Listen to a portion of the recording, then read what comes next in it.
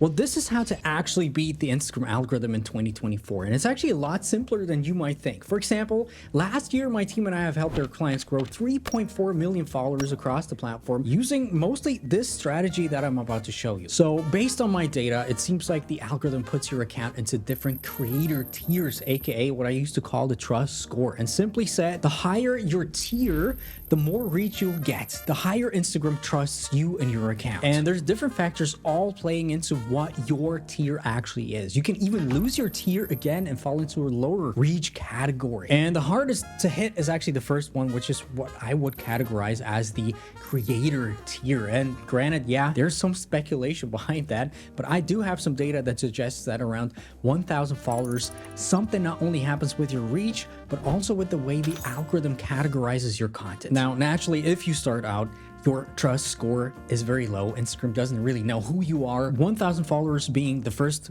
basically benchmark. The other one being that I'm pretty sure also comes into play when reaching this first tier is consistency. And this is partly why I and lots of other creators always say, well, you need to be consistent, because at this beginning stage, you want to do everything you can to show the algorithm that you're serious and that you are actually at some point want to become a pro creator. Now, here's what's up. Usually your first 1,000 followers, this first creator tier, are the hardest to actually get because it just takes time to get Instagram's trust.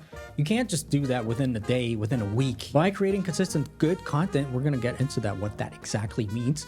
You have to make the algorithm understand that you're here to provide value for a specific audience, which also means that you provide value for Instagram. Now, at this stage, which is basically here just to train the algorithm, basically, it's totally normal to not blow up, even if you have amazing content, because it just takes time to build that trust level. Now, if I take a look at creators who are growing like crazy, sustainably, among my students, for example, I can clearly notice one single pattern among most of them. At one point, after hitting this first milestone, basically, they had what I call a breakout video, meaning one of their reels really blew up, basically pushing them into an even higher creator tier. And this is why we usually see this snowball effect, the exponential curve, basically. So naturally, having one of these breakout videos is the first thing you really want to aim for. The one video that will basically change the whole trajectory of your brand. So how you're going to do that? Because there's obviously ways. Looking at my data, I have noticed that the algorithm basically looks at only two things to decide whether to let your video actually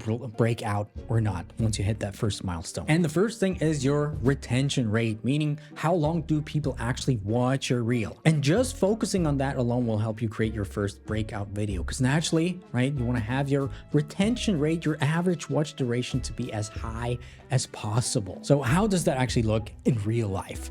First of all, we're going to have to take a look at our retention curves, right? If you already have them, great. If you don't worry about them. They're being rolled out right now. And just take a look, and understanding our retention rates will help us actually unlock what's missing in your content, what can be improved, and what actually sucks. So it's basically checks and balances for you as a creator to see, well, where am I? Am I really on the path where I want to be or not? And if your retention rate looks anything like this, a big drop basically at the beginning, and then also nothing happens afterwards, your videos just suck. They're either not good, could be because of your production quality, not knowing your audience, but also about your ideas and topics in general. Maybe there's a whole big mismatch between what you create and what your audience actually wants. So if they consistently look like this, you probably want to go back to the drawing board, start off again, define your target audience, your avatars, define your content strategy, and start from scratch, basically. Now, if they look like this, with a noticeable dip at the beginning, basically a steep drop, but once this drop is over, it's kind of okay, right? It's going kind of flat. This means your hook is actually the problem. It's either too long, right? Takes too long to actually get to the point, doesn't capture your audience's attention at all, just maybe the way, the packaging, basically how you make your reel. But easy fix, because you just basically need to take your hook, redo it, film it new, or change something up, re-upload, look at your data again, and see if it was better or not. If not, you know the drill. Go back and do this whole thing again. Now, if it looks something like this, which is something we've talked about in one of my last videos, pretty common, by the way, it's that you've either hinted that your reel is about to end. Probably you have a call to action, like if you want to see more of this, make sure to follow me or something like this, which is okay sometimes, by the way. Sometimes you want to basically trade that retention with, you know, let's say getting more people to follow you. Sometimes totally okay, but if that happens over and over again, you need to optimize your video endings. Now, if they look like this, you generally have a good idea, a strong hook, but either your video is too long, right, which could be, or it gets boring, or you start to ramble, right? Or the expectation that you set up in the hook doesn't really translate into the rest of the video. Also, in that case, easy fix, if you will. Just try to cut out where the retention starts to drop, re-upload, and see what happens. Now, I know a lot of people don't have these retention curves yet. You'll get them eventually, but it doesn't mean that you shouldn't track your content at all, because you still have your general